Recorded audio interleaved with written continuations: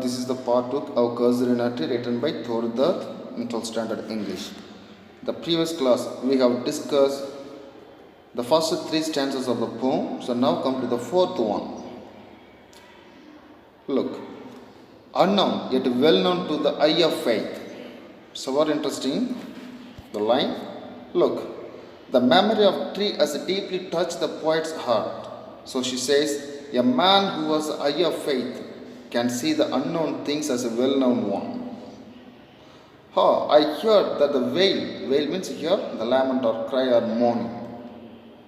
The far away and distant lands, by many a sheltered bay, when slumbered in the cave, the water writhed and the waves gently kiss the classic shore of France or Italy beneath the moon. So when the earth lay tranced in a dreamless swoon. Swoon means asleep. Come. The tree's lament could be heard far away in distant lands and a sheltered bay. So now she is in Italy or France. So she can hear the lament, the cry of a Casuarina tree from India. That's mean it's Bengal. Then when slumbered in his cave, the water writhed and his waves gently kiss the glass.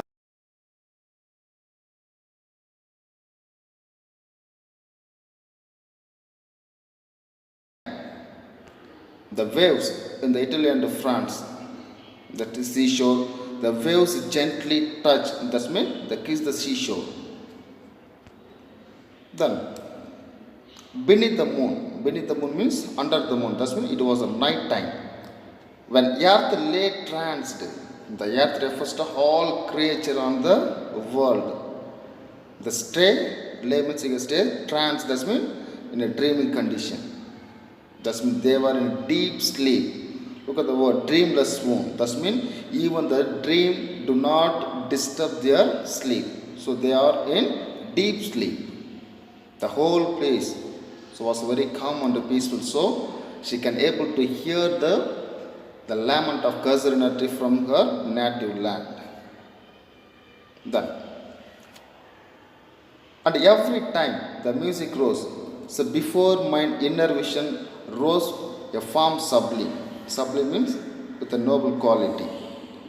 So thy form, O tree, as in my happy prime, I saw thee means you, in my own loud native clime. Climate, that means the climate in the native place. So here, our inner vision becomes noble. So whenever the music rose, the music means here, the lament or murmur of the Casuarina tree. She recalls all the same sublime feelings of her childhood. So when she had enjoyed in her native land. Come to the final stanza. This is the last one. So therefore I fain would consecrate a lay unto thy honor, tree, beloved of those who now in blessed sleep for a repose. So in this stanza, the poet feels happy to immortalize the tree because she wants to honor the tree by making the tree as a holy one. Consecrate means make the things holy.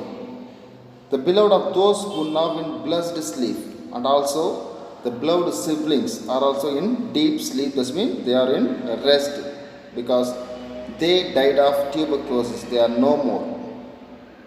So dearer than life to me. She says that the tree is dearer than her life. Then, mayst thou be numbered when my days are done with the deathless tree. So,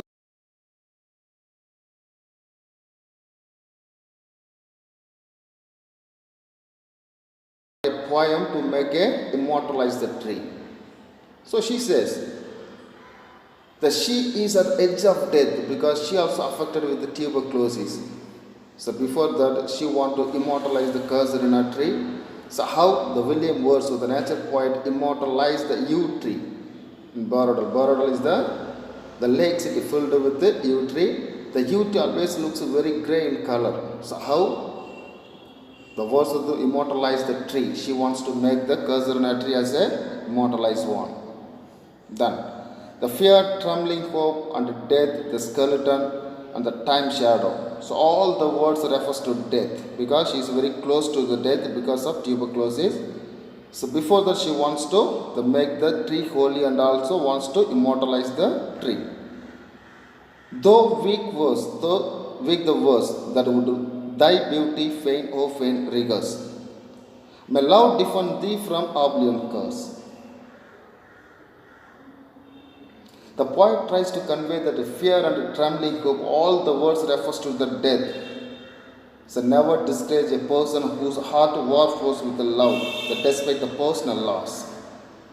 She tries a positive note by saying that though her poem is weak, it would gladly talk about the tree again and again. And she is sure her love would defend the tree from the oblivion curse. So oblivion means forgetfulness. So the most of the things will be the forgotten in the world. But she did not want to forget the tree. She wants to immortalize the tree. So she mentioned the tree in her poem. So whenever we read the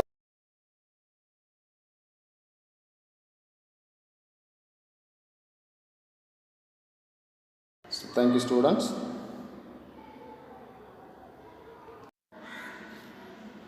So now let's learn the summary of the poem given in your textbook.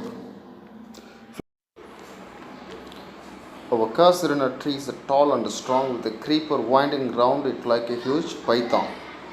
Salado explained the creep was round and round. The tree is like a huge python. The tree stands like a giant because of its majestic appearance. The poet says it's a giant one with a colorful scarf of flowers. The birds surround the garden and the sweet song of the birds is heard. The poet is delighted to see the Casuarina tree through her casement. So already I told you casement is a big window. She sees a grey monkey sitting like a statue on the top of the tree. So every day she noticed a baboon is sitting on the top of the tree and watching the sunrise.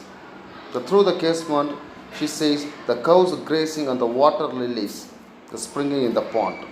So there was the huge pond under the shadow of the Casuarina tree. The whole pond is filled with the water lilies. And also it looks like a huge amount of snow in it. The poet feels that the tree is dear to her not for its gallant. And also poet says the tree is very close to her soul not because of its the majestic appearance, but for the nostalgic memories of a happy childhood that it brings to her. She strongly believes that the nature communicates with the human beings, so that she had a great attachment with the tree. The poet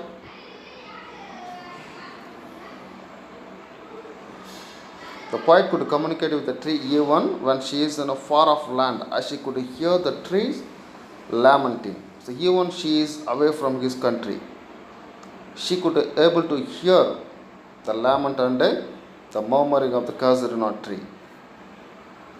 The poet consecrate the tree's memory to her loved ones.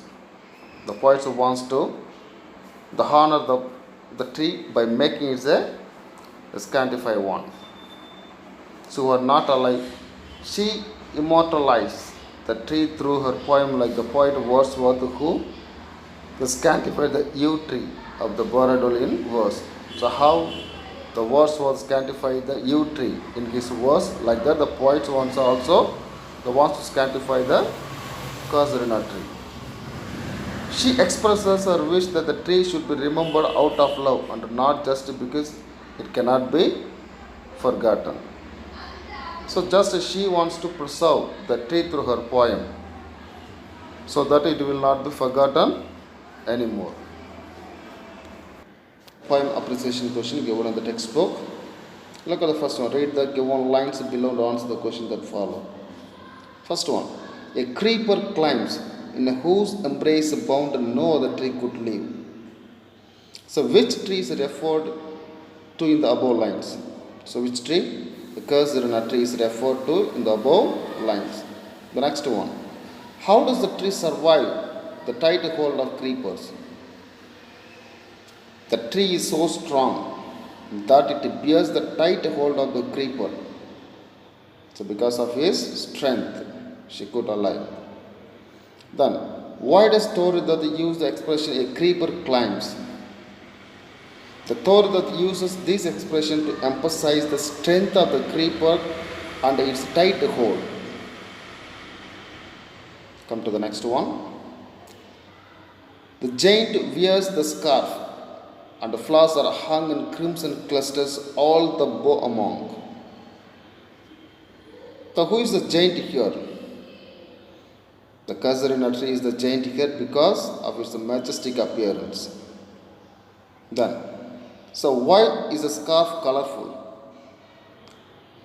The scarf is colorful as a creeper with the red crimson flowers as wound round the tree. So because of the colorful flower, so it looks very colorful. Then come to the final one. The fear, trembling, hope, and death, the skeleton, and time, the shadow. And though weak the verse, that would thy beauty fain, oh fain, rehearse. May love defend tree from oblivion curse. What does the poet mean by expression, may love defend thee from oblivion curse? The tree should be remembered out of love, and not just because it cannot be forgotten. It will be remembered forever. So he used the love can preserve the tree from oblivion curse. The next one. What does the expression fain convey here? The fain convey eagerness and joy, which the poet once experienced with her siblings. So what does the poet convey through the expression fear, trembling, hope? So all the word express the death.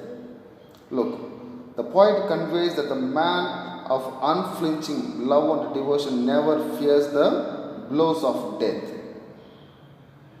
The person with love and devotion will not be discouraged by these words or death. She personifies a fear, time, death, and hope to intensify her feeling of loss.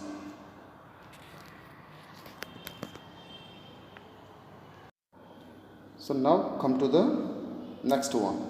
Identify the figure of speech used in each extract given below and write down the answer in space. So identify the figure of speech for the given poetic line. Like a huge python. So look at the word like is a direct comparison between the two things. So it is a simile. The next one. A creeper climbs in whose embrace bound no other tree could live. So but gallantly the giant wears the scarf. Look at the word giant. Giant refers to here the tree, our Casuarina tree. So implied simile, that is called metaphor. A grey baboon sits statue like a lawn. So it's also the simile because the like is used. The baboon sits like a statue. Then the water lily spring like snow enmeshed. So here is a direct comparison because all the water lilies in the tank look like a snow. Then, what is the dredge like a murmur that I hear like the sea breaking on a shingle beach? So here also simile is the figure of speech. Okay, thank you students. Thank you for watching it. So do the given assignment properly. Thank you.